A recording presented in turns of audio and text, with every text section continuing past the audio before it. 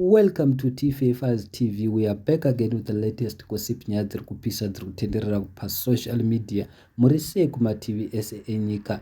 Sewikineli Chivayo gives the Japreza new Range Rover raita 120,000 US dollars. Chii chakadaro chinenge ngozi. Munongoziva mega timu iri rinorovana kumanyuwa. Sewikineli naJapreza kubvira kare vachirovana kusim2. So ndonyaya iripo mukatarisa mota dziri kutengerwa Japreza dzakawandisa. Tirambe kuti itimu rezvigananda, timu remusangano. Munongoziva mega zvinoita ZANU-PF. ZANU-PF kana ichipa vanhu mota, kana ichipa vanhu mari, inoshandisa Sewikineli. Sewikineli zoita senonzi mari dzake, but mari dzeZANU-PF timu yevarakashe ED. So guys, handizivi kuti mati kudii nazvo, asi mukatarisa so far mota dzapuwa Japreza dzawandisa. Nyaya iri pakuti ndiwe musangano hatirambi, but imwe nyaya iripo ndekuti vanorovana kusim2, vanodyanana Sewikineli naJapreza. Mukatarisa even kubvira kare timu iri richingorovana richikwirana, ndo nyaya iripo. Asi manje ZANU-PF inozoshandisa Sewikineli. Sewikineli anoshandiswa neZANU-PF, of which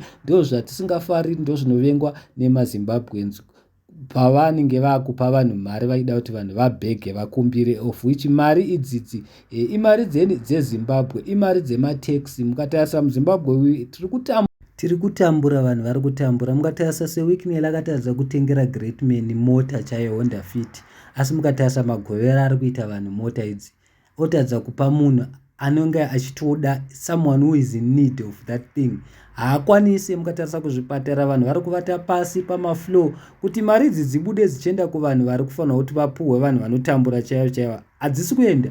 Tarisai muone Japreza mari yapuhwa nemota yapuhwa. Ane mota ngani Japreza? DzaJapreza dzatowandisa. Inyaya yekuti anorohwa kusim2, but nyaya ndeyekuti we are sick and tired guys, we are sick and tired because team iri riri kutiitisa, riri kuda kutipusisa. Mukatarisa ZANU-PF is everywhere, yakumapolitics, yakuzvikoro, yakumabhora, they are everywhere. Vada kukoza havoc, but muchachiona zvenyu vese vanhu vakapuhwa mota, vese vanhu vakapuhwa mari. Nguva dzichasvika, nguva ichasvika yekuvhota, muchamama, muchachiona kuti muchatambudzwa chene ZANU.